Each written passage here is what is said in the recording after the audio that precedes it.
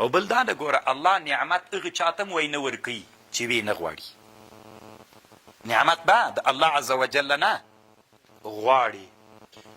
طالبانو ورونو دی بیا یو همدلته عنوان کړي طالبانو داسې وي معادن بلاد الافغان. ډېره سخته ګیله یې کړې. دی طالبانو داسې نه ده چې تاسې به وایي چې دا یو لیونی تېر سوی طالبانو درد ورسره ده. د په زمانه کې نوی افغانستان د انګلیس د استعمار نه خلاص سوی. د انګلیس له استعمار نه خلاص د طالبانو دی وی اسلامی امت کې مثلا دی وی چې زه دغه جای تفسیر لیکم ثم یضرب هؤلاء مثلا. اوس نن عصر کې د صدوم کلی ولې الله هلاک کړ د لوط علیه السلام الله نعمت یې څوک پرېښود. دی څه وایي طالبانو وایي زه چې دا تفسیر لیکم په دې وخت کې حصل ایام الطبع هذا التفسير وهو أن ملك الأفغان أمان الله خان قد خرج من أوطانه ليرحل في أرض الله شرقا وغربا فزار الهند والمصر دی وایي چې داسې یعنې غواړي چې په هغه وخت کې افغانستان له هغه نه راوتلی ده. څه ورته وایي استعمار نه راوتلی ده. اوس افغانانو تاسې کوشش وکړئ چې د وطن مو له معدن نه ډک ده. وطن مو له چا نه ډک ده؟ تاسې د عذاب لاندې په هغه زمانه کې کوئ که په راحت یې وایي. خو غریبانان ول ډېر غریبانان ول. امان الله خان ته اولینی موټر افغانستان ته هغه وخت کې راغلی بیخي څوک وو نه هغه وخت کې. اولینی موټر دته چا تحفه کړی ده که څه اول موټر افغانستان ته مغه اوس هم دلته چېرته ولاړ دار کې ده که چېرته ولاړ ده. نو دا طالبانو هغه وخت کې موټر افغانستان ته دته راغلی. نو ته اوس څه فکر کوې چې هلته انسانان په عذاب کې ول که په راحت کې ول؟ په عذاب کې ول که نه نعمتونه نه. دی وایي چې دا دی ډېر خوشحاله ده چې د باروتو د مالګې او د پلانکي او د پلانکي معادن لري دا راوباسئ. وایي چې راویې باسئ الله به تاسې بدل کړي. په چا باندې تاسې بدل کړي طالبانو یو داسې امت به بدل کړي چې ملت ټول د نعمتونو نه ګټه اخیستلي عذاب نه به مو الله خلاص کړي. بدلون خو ډېر هغې انسانانو وایي چې هغوی بدل کړل نعمتونه د الله په کفران باندې الله عز وجل په هغوی باندې عذابونه راولل. ښه 100 کاله مخکې افغانستان افغانانو د الله نعمتونه په کفران بدل کړل که نه؟ تر اوسه په چا کې روان دي؟ په ذلت کې روان دي. په ذلت کې که اوس طالبانو موږ بیا راغللو او بیا په واک ته ورسېدلو اسلام راغی دلته اوس خو اسلام واکمن ده 100 په 100 کې بیا خو وایم چې موږ ته پاچاهي نه ده راغلې راغله که نه هغه چا ته په لاس پاچاهي ورغلله چې هغه ځان د نبي وارث بولي. اوس ته علمي مخ ته لاړ شه که نه راوباسه معادن راوباسه چې بیا داسې نه سي چې نعمتونه د الله په چا باندې بدل سي په کفران باندې بدل سي. او کفران الله ویلي دي چې کفران سره زه څوک لازم کوم ذلت و عذاب. ذلت و عذاب به بیا ورسره ملګري. او دی څه وایي طالبانو ګیله کوي خوا یې بده ده. ایتها الامم الاسلامیه ان ربکم عدل. وی رب مقسم ده عادل ده وهو بالمرصاد. او هغه تاسو ته انتظار ده ګوره داسې ترصد مو کوي څاري مو. عطلتم نعم الله فی الارض. الله نعمتونه په مځکه کې معطل کړي. ومنعتم انفسکم وعبادکم عن الانتفاع بها. نه خپله ګټه ترې اخلئ نه څوک کوئ. او سره له دې ګوره یو ټکي ته مو فکر وي الاضعف طعمة للاقوا. دا طالبانو د الله یو لوی قانون ده چې هر ضعیف د چا مړی ده. زمری څوک خوري؟ ګیدړه څوک خوري؟ له ځان نه ضعیف که له ځان نه قوي. تاسو طالبانو لیدلی ده چې یو ورځ زمري پیل ته په ویډیوګانو کې خوله ور اچولې؟ لیدلی مو ده چې خوړلی؟ له ځان نه څوک خوري؟ ضعیف خوري. دا د دنیا عادت ده. په ټوله دنیا کې د الله عز وجل عادت ده د قوي ضعیف خوري. ضعیف د چا مړی وي؟ د قوي مړی وي.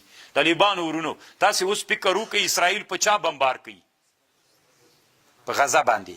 ضعیف دي غزې والا که قوي؟ ضعیف دي طالبانو بیچارهګان. ایرانیانو باندې ولې ونه که پیږي طالبانو چې ایرانیان دومره قوي دي که دا مړی موږ تېره کړو په ستوني کې مو نیښلي نه یې سي تېرولی. امریکایان چې کله نوی د افغانستان او عراق باندې د جنګ سلسلې چې شروع کېدلې افغانستان باندې ځکه افغانستان اختیار تېر وي چې هم افغانانو نه درلودل وی که که نه عراق باندې جنګ وکړو که نه ایران ته یې اراده وه سمه کلکه اراده ایران ته و طالبانو پاکستان ته هم امریکایانو ارادې ښې نه دي. خو په دې پوهېږي چې دوی ځان دومره رسولی ده د دې هېوادونو چې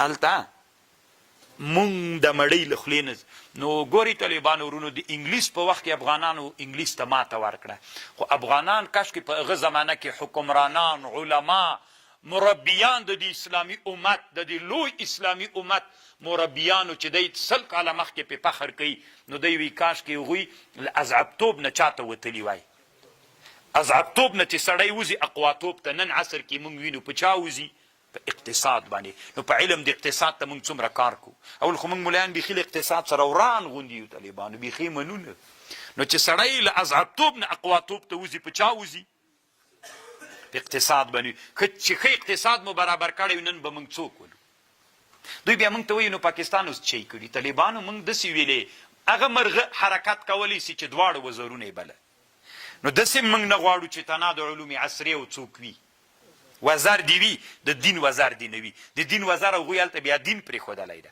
مونږ څوک پرېښودلی مونږ علم پرېښودلی ده دین مو رانیولی ده هغو د دیموکراسۍ هېوادونو بیا څوک رانیولي اسلامي هغوی طالبانو علم رانیولی دین ترکیه طالبانو ډېر ښه فوج لري ډېر منظم ځواک لري خو طالبانو ورونو دین هلته مغلوب ده هغوی بیا د مرغه دا بل د دین وزر پرې کړی ده مونږ داسې وایو چې باید مونږ د مرغه دواړه وزرونه څوک دین جمع علم بیا مرغه څوک کولی سي نو بیا طالبانو تاسې نه پوښتنه کوم د همده خبره دی وایي که تاسې اضعف پاتې سئ ګورئ بیا هم خوري ها انتم اولائی ترون باعینکم رب درته بالمرصاد ده که نه عطلتم نعم الله نه تاسې ګټه ترې راخلی نه فهل ظننتم ان الله خلقها تاسې فکر کوئ چې الله عز وجل دا نعمتونه یې دې دپاره پیدا کړي چې تاسې معطل پرېږدئ کلا والله ان الله لا یغفر الناس الله هغه انسانان نه بخي منع کرمه وفضله عن عباده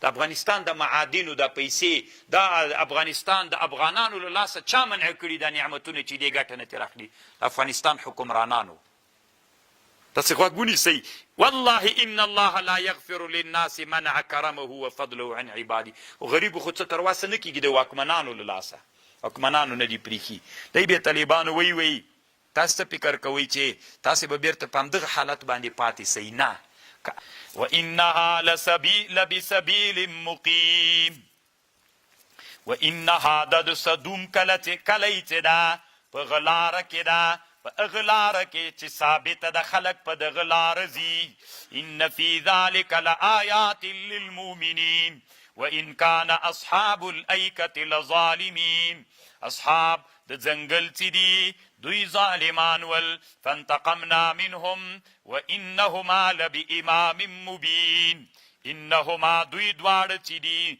دغه د لوط علیه السلام او د شعیب علیه السلام قوم انهما دوی دواړه لبامام په لاره واضحه کې دي کله چې شام ته ځي دا د شام لاره ده ولقد كذب اصحاب الحجر المرسلين وآتيناهم آياتنا فكانوا عنها معرضين وكانوا ينحتون من الجبال بيوتا آمنين فأخذتهم الصيحة مصبحين فما أغنى عنهم ما كانوا يكسبون وما خلقنا السماوات والأرض وما بينهما إلا بالحق وإن الساعة لآتية فاصفح الصفح الجميل إن ربك هو الخلاق العليم